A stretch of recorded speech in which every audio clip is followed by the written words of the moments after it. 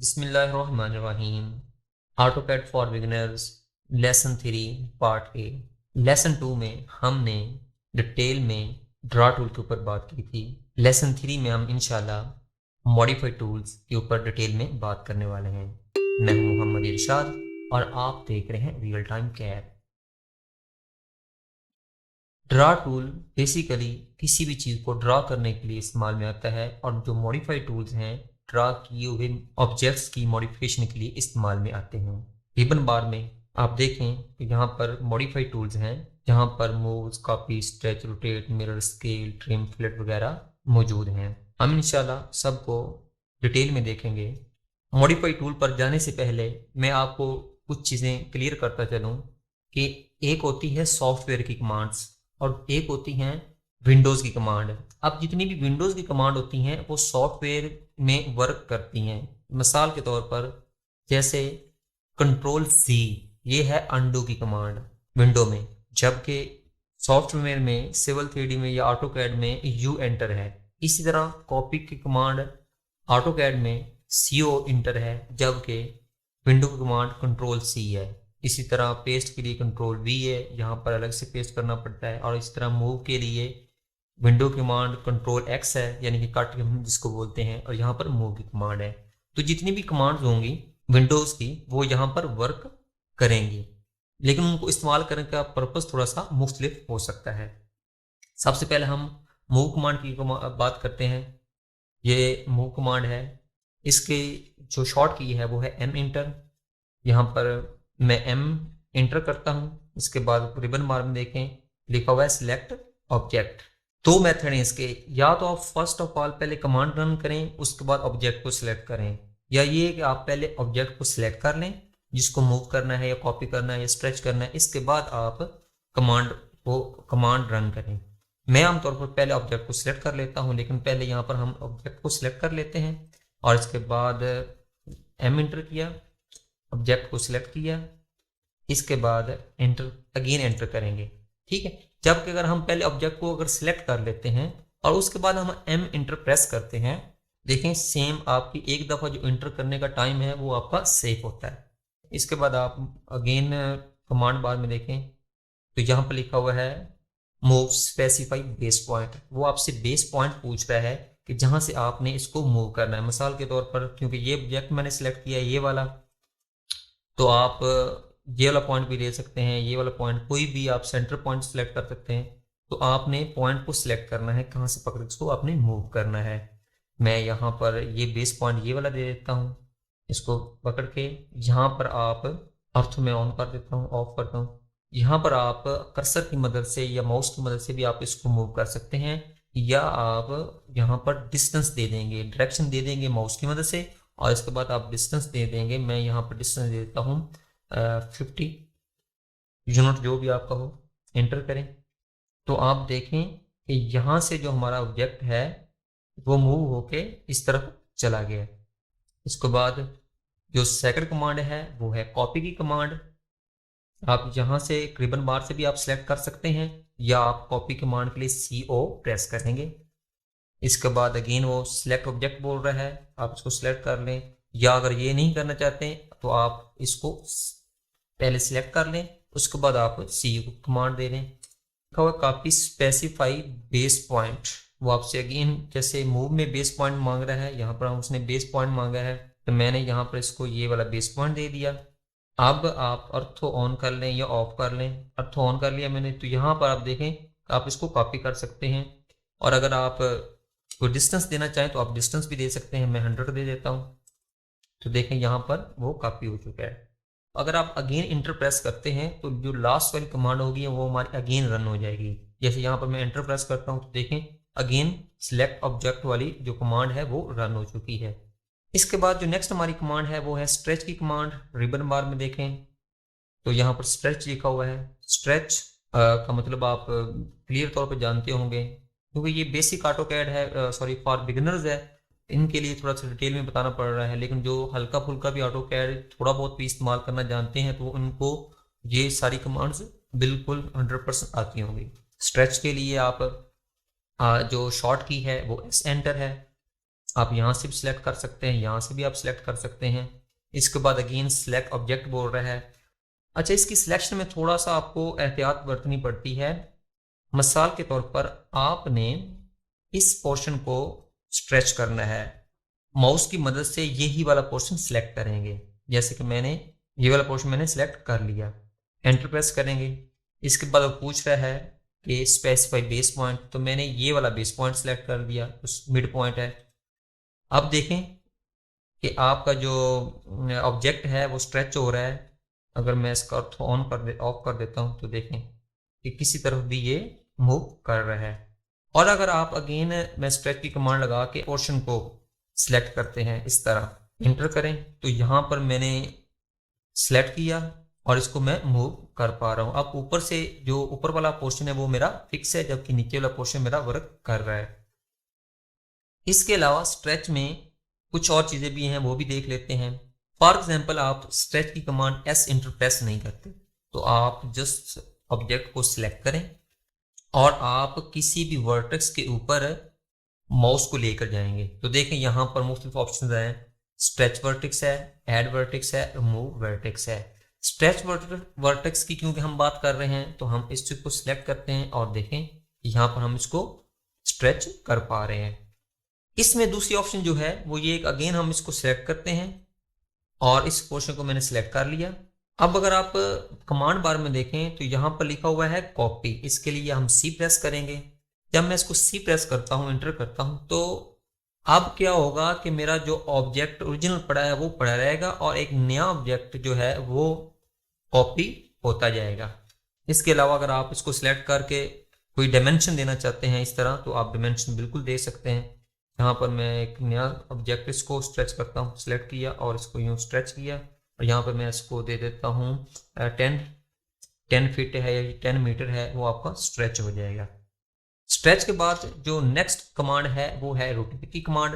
Rotate की command जो है वो इम्पोर्टेंट कमांड है, ये बहुत ज़्यादा इस्तेमाल में आती है। तो इसमें एक ऑप्शन है रेफरेंस की ऑप्शन, तो वो आपको ज़रूर अच्छी तरह समझनी चाहिए, वो बहुत आपके इस्तेमाल में आएगी। पहले हम सिंपल रोटेट को देख लेते हैं। यही ऑब्जेक्ट मैं कॉपी करके यहाँ ले जाता हूँ। रोटेट के लिए आप यहाँ से सिलेक्ट कर सकते हैं या आप आरो एंटर करें। इसके बाद पूछ रहा है जी सिलेक्ट ऑब्जेक्ट। अगर आप ये नहीं करना चाहते तो जिस तरह मैं खुद करता हूँ कि पहले मैं सिलेक्ट कर लेता हूँ, उसके बाद आरो की कमांड दूंगा, तो इस तरह आपका जो एक इंटर का टाइम है वो आपका सेव होता है। इसके बाद पूछ रहा है rotate specify base point. Command बार में हम देखें, मिसाल के तौर पर मुझे इस पॉइंट के अराउंड इसको रोटेट करना है, इसी के अराउंड रोटेट हो रहा है।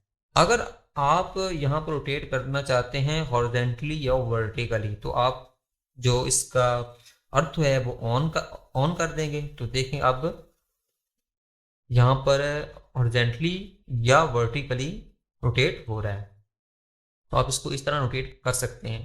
अब जो रोटेट में इंपोर्टेंट कमांड है वो ये है कि अगर मिसाल के तौर पर आपको इंक्लाइंड लाइन है, इस लाइन के अकॉर्डिंग आपको इसको रोटेट करना है, इसकी डायरेक्शन ये सेम डायरेक्शन आए, तो इसके लिए मैं इसका फर्स्ट ऑफ ऑल कलर तब्दील कर देता हूँ, मैं इसको येलो कर देता हूँ।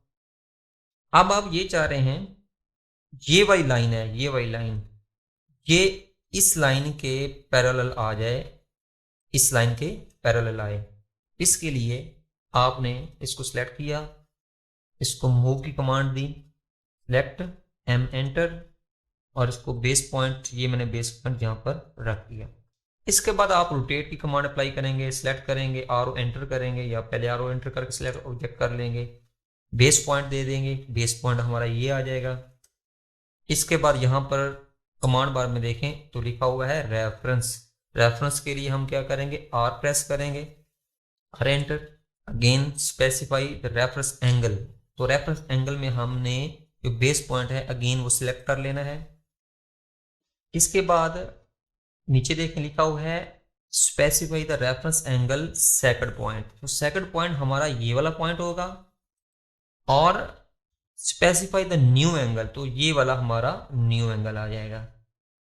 तो ये हमारा इस्तेमाल होता है आमतौर पर जिस वक्त हमारे पास कोई भी ड्राइंग आती है और हम उस ड्राइंग को अपने कोऑर्डिनेट के ऊपर हम रोटेट या अलाइन करना चाहते हैं। अलाइन अलग चीज़ है, रोटेट अलग चीज़ है।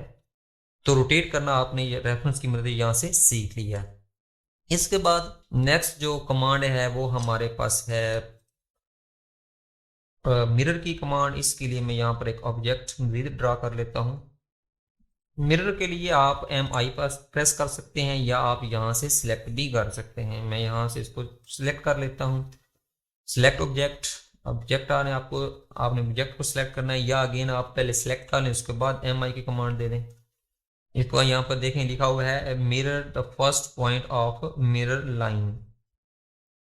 आपने जहाँ से इसको मिरर करना है, मैं कहता हूँ कि मुझे यहाँ से मिरर करना है या थोड़ा सा छोड़ के मिरर करना है। ठीक है, इसके बाद आप देखें आपने इस तरफ मिरर करना है, इस तरफ मिरर करना है, तो आप देख सकते हैं कि मुझे इस तरफ मिरर करना है। कर्सर को अपने राइट हैंड पे ले जाऊंगा और लेफ्ट की मदद से इसको मैं लेफ्ट की प्रेस कर दूंगा। इसके बाद आप नीचे देखें लिखा हुआ है रेज सोर्स ऑब्जेक्ट, यस या नो। अगर आप यस करते हैं तो जो मिरर का सोर्स ऑब्जेक्ट होगा, जो कि हमारा जहां से हमने इसको रोटेट किया, ये वाला ऑब्जेक्ट, तो ये डिलीट हो जाएगा, रेज हो जाएगा। और अगर आप एन प्रेस करते हैं, नो प्रेस करते हैं, तो हमारे पास ये भी रहेगा और जबकि हमारे पास नया ऑब्जेक्ट भी रेडी हो जाएगा। तो मैं यहाँ पर करता हूँ नो, बाय डिफॉल्ट भी नो होता है। आप एन प्रेस कर दें या अगेन आप जस्ट इंटर कर दें, तो यहाँ पर आप देख सकते हैं कि आपका ऑब्जेक्ट रेडी हो चुका है। मिरर, इसके बाद आप अगेन में मिरर को हम देख लेते हैं। यहाँ पर इसको सिलेक्ट किया, MI इंटर किया। अभी मैं यहाँ चाह रहा हूँ कि मैं इस तरफ इसको मिरर कर दूँ, तो आप इस तरह इसको मिरर कर सकते हैं और अगेन एंटर करें तो देखें कि यहाँ पर हमारा एक जो ऑब्जेक्ट है वो इस तरह मिरर हो चुका है। तो इसी तरह आप जो भी आप बनाना चाहें आप बना सकते हैं। इसके बाद जो आज के लेक्चर की पार्ट 1 की लास्ट कमांड है वो है स्केल की कमांड। ये है स्केल की कमांड। इसके लिए मैं एक ऑब्जेक्ट को सिलेक्ट करके थोड़ा सा मूव करके साइड पे कर लेता हूँ।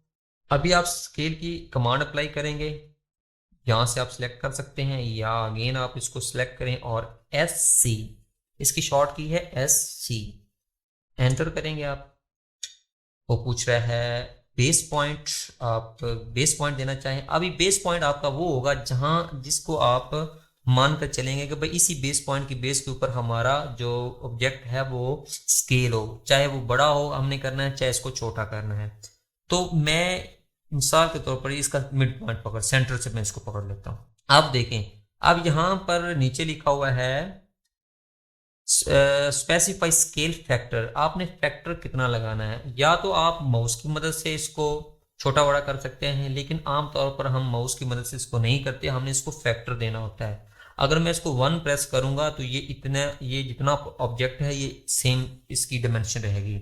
अगर मैं 1 से कम इसको अप्लाई करता हूँ, 0.50 करता हूँ मिसाल के तौर पर, तो ये इसका जो 50% है वो 1/2 जो है वो छोटा हो जाएगा। मिसाल के तौर पर एक हमारे आपके पास 4 फुट है तो वो 2 फुट रह जाएगी। अगर मैं इसको 2 अप्लाई करता हूं तो ये 2 गुना हो जाएगा।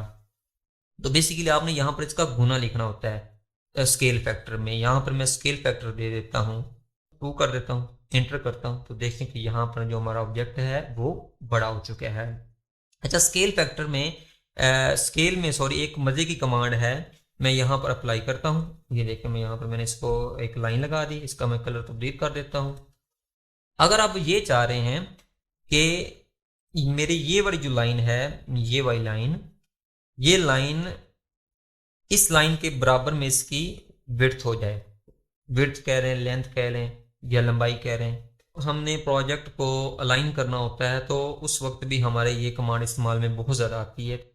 तो इसके लिए आपने सबसे पहले ऑब्जेक्ट को सिलेक्ट करना है, मूव कमांड की मदद से आपने इसको इसके साथ मूव करके इसके ऊपर इसको एडजस्ट कर दें।